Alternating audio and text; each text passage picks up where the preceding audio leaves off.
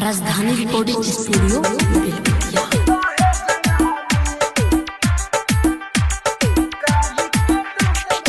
DJ मिठू राजा पटसोनी। काढ़ी के they them पर जवा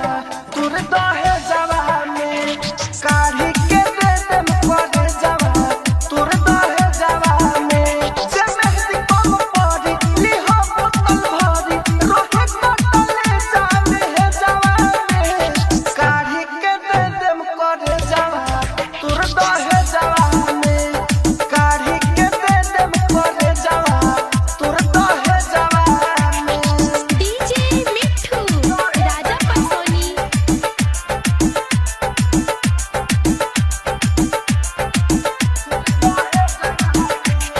जाता रोजा खुश रही हा सपना में सुख दुख कही हा मुअलो पशु तब आई हमारा से जानी लगई हा जाता रोजा खुश रही हा सपना में सुख दुख कही हा मुअलो पशु तब आई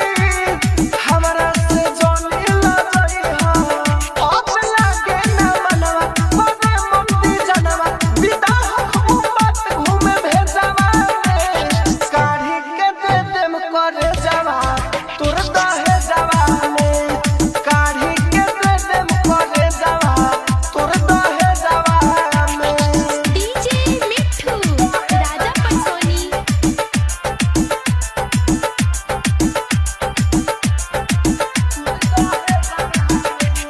तोहरा बिना कैसे